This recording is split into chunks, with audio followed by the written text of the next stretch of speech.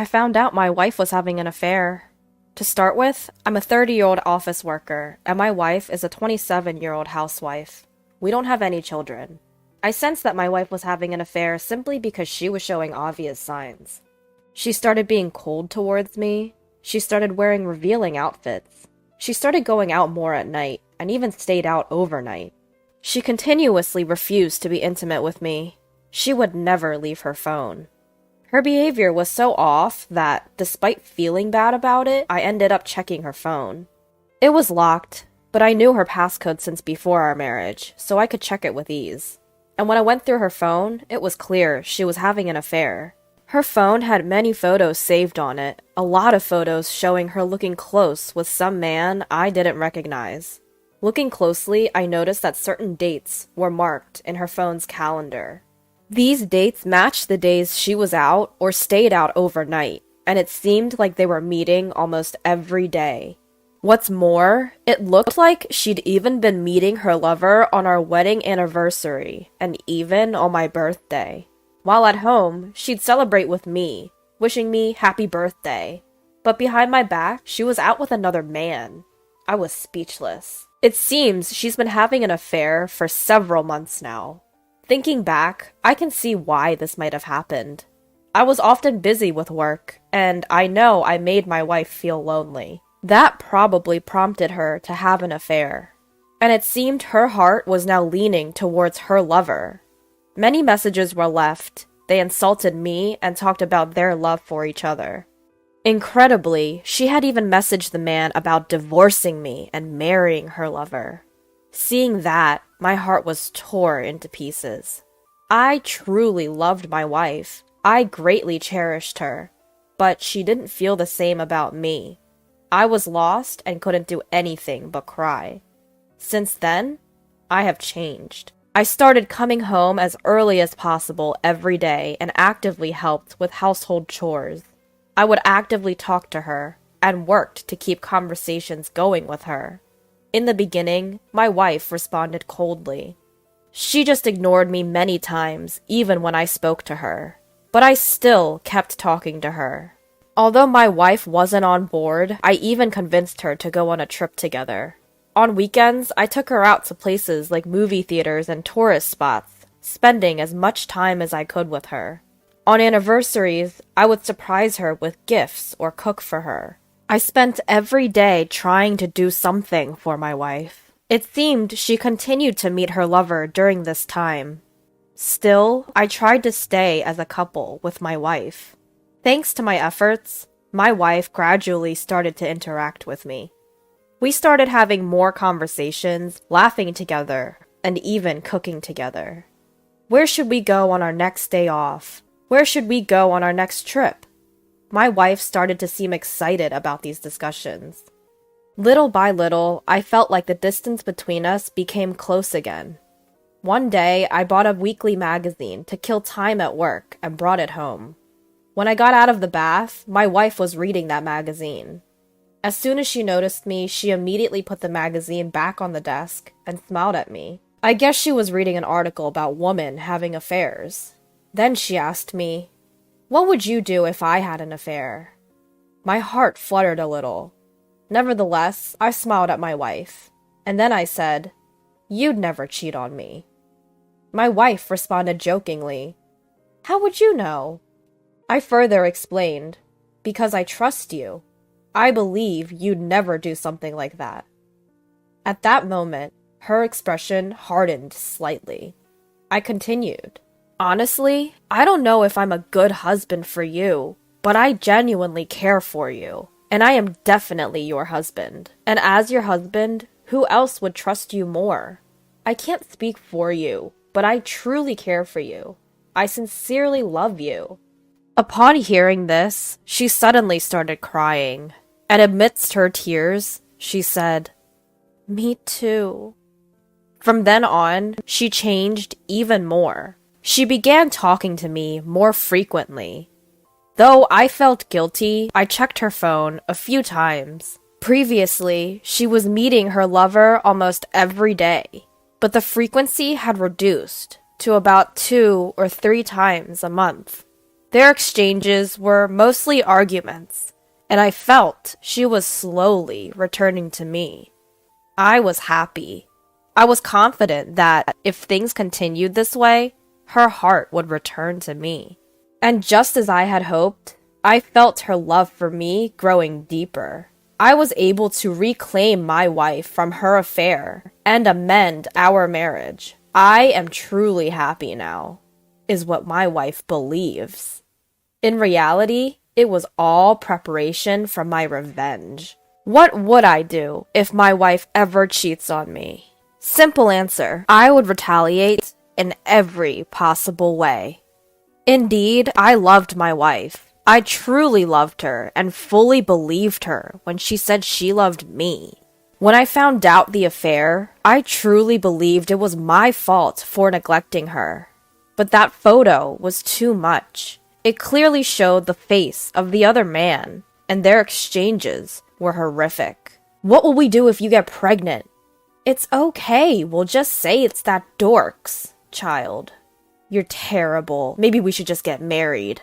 I'd love that. I'll take alimony from the dork and divorce him. The worst part was, should we do it in the park again? But I'd be embarrassed if someone saw us. That might be fun. What a disgusting wife. Absolutely filthy. From now on, I won't call her my wife. I'll call her the filthy wife. They're really stupid. They left all the evidence behind. My emotions cycled through feelings of sadness, anger, disbelief, and laughter at the speed of light. I couldn't even feel sadness or anger anymore. There was no value in forgiving her. I decided to get a divorce. But that wasn't enough. At that moment, I decided to take revenge on those idiots. I quickly made copies and saved everything. It seemed like the filthy wife and her lover were meeting almost every day, so I anticipated that I could quickly gather evidence by hiring a private investigator. They were practically flaunting their relationship. They were making a fool of me. But then I started thinking, let's say I gather all the evidence and confront them. Considering the filthy wife's character, I could predict that she would insult me and leave. Of course, I intended to take alimony, but that wouldn't satisfy me. If we were getting divorced, I wanted my unfaithful wife to beg for my forgiveness with tears, for me to look down on her as I hand her the divorce papers with a smirk. How can I do that? It's quite simple. I just needed to win my wife back. And so, my battle began the following day. The following days were hellish. I did exactly as I wrote at the beginning. Meanwhile, I contacted a detective agency to gather evidence against my cheating wife. Since they were still meeting up every day, I got a call within a week saying that the investigator had gathered more than enough evidence. The old man at the detective agency even joked about how easy his job would be if it was always like this. Still, he diligently continued collecting more evidence. Yes, it was costing me a lot of money, but I didn't care. I planned to claim it all back later anyway. I also asked the detective agency to investigate the man she was cheating on me with. He was 28 at the time and worked for a pretty big company. That jerk was indeed married.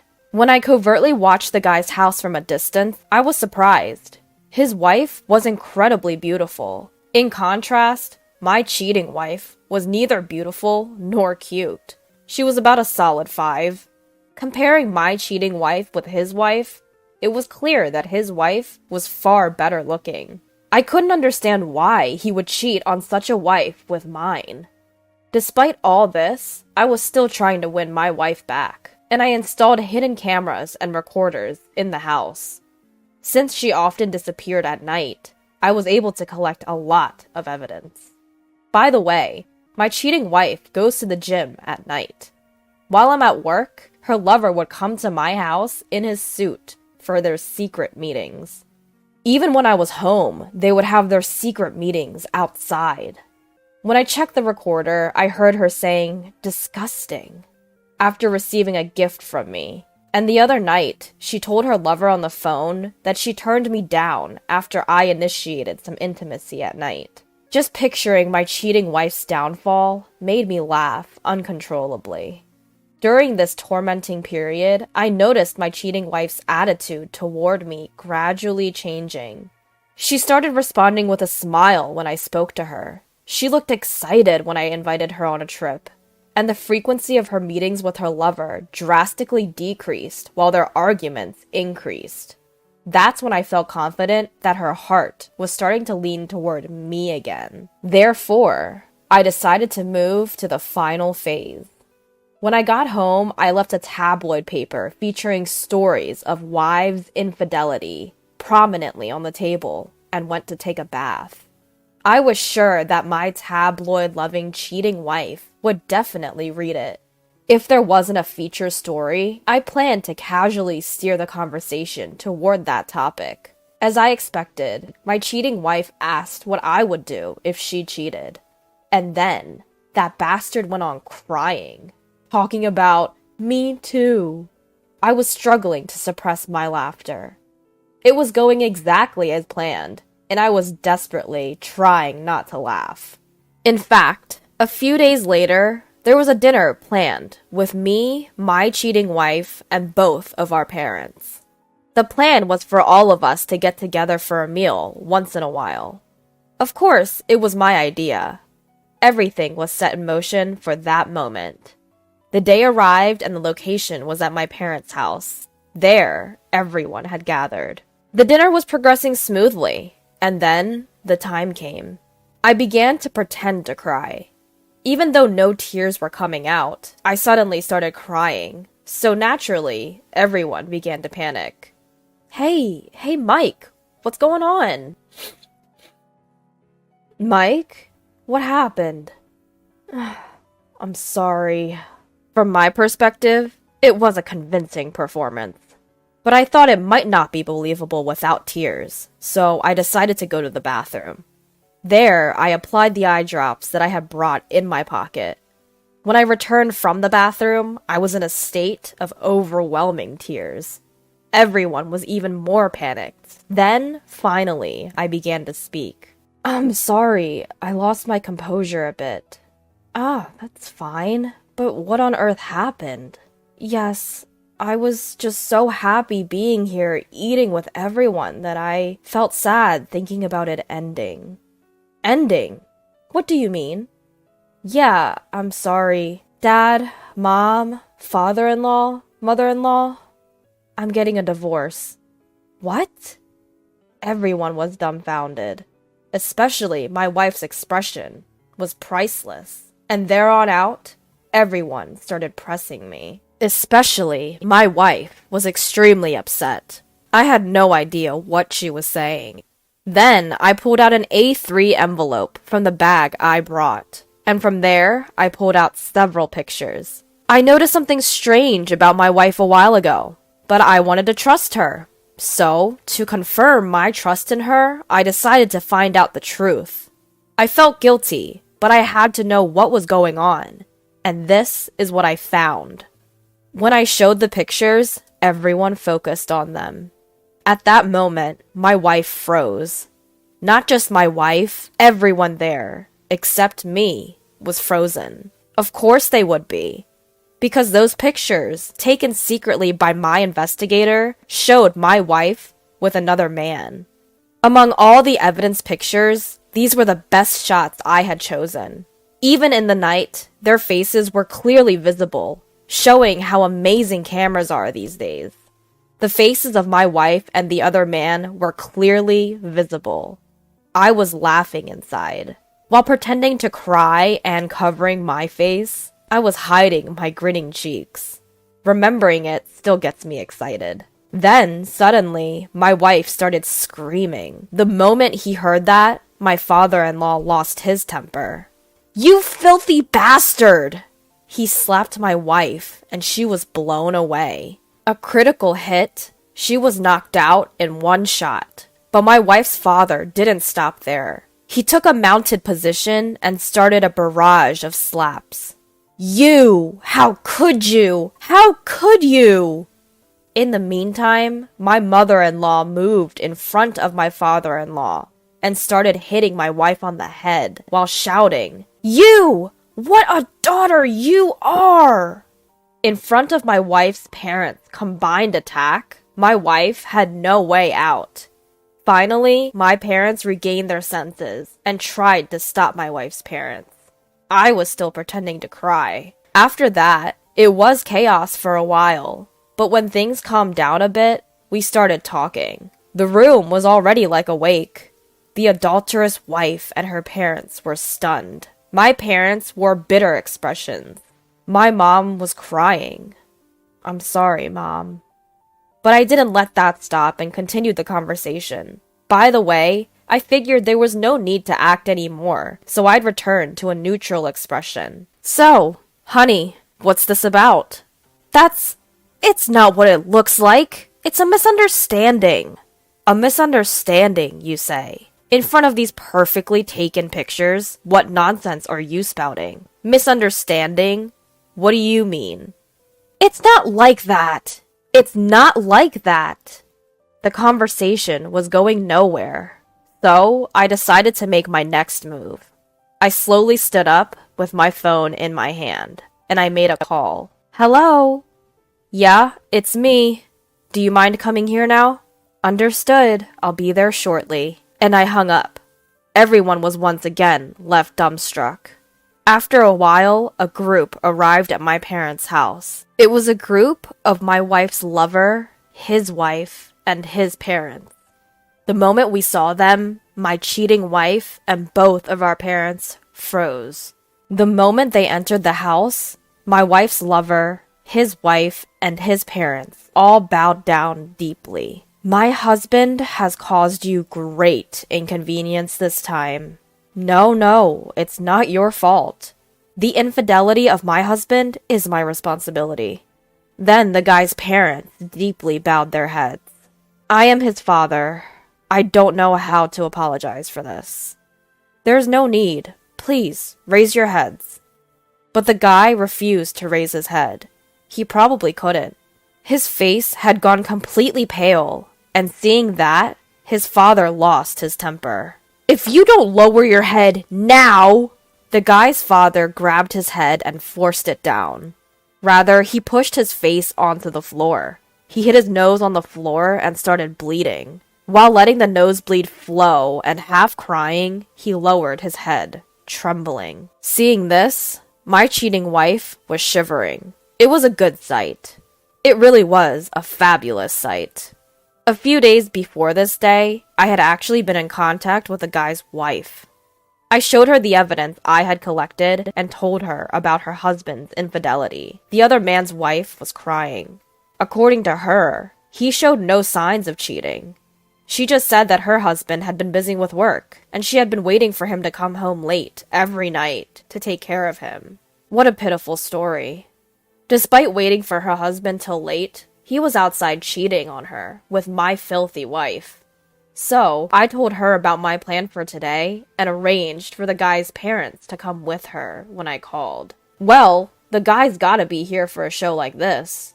After that, a big meeting was held. My cheating wife and her lover were slurring out sloppy explanations. Next to each of them were their own fathers seated, and if they said something ridiculous, the fathers would punch them and shut them up. It took some time, but eventually the whole picture came into view. They had met about a year and a half ago. It all started when the guy hit on my wife while she was walking outside. At first, they were meeting secretly, but as they got too comfortable, believing that neither I nor the guy's wife had a clue, they started seeing each other almost daily and became close friends. Then they started denying that they had romantic feelings for each other, insisting that the only people they truly loved were their own respective partner. I decided to play a recording I had. "Baby, I love you. I don't care about that loser anymore." "Damn, sweetie, I love you more than my wife." "Oh, baby, let's get married." That was my favorite voice record of the two. The moment they heard that, the guy's face turned from pale to green, and the woman screamed an ultrasonic wail. Simultaneously, their fathers resumed their public execution. I decided to get to the main point. First, let the guy's wife press him down. She faced to her husband and glared at him. I think you already understand this, but we can't continue our marriage anymore. Let's get a divorce. What? Wait a minute. Shut up and nod. Again, he threw a straight punch. Ignoring the heated scene, I proceeded to bring up my demand. Let's settle things between us, too. You mean divorce, obviously. No, anything but that.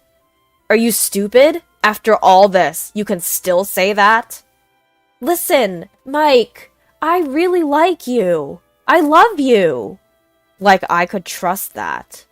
It's true. I realized how important you are. I don't care about that man anymore. It's only you. What about that? You didn't care about our marriage? No, I really do love you. Of course, no one would believe such a woman's words. I was maintaining my composure, but only I knew.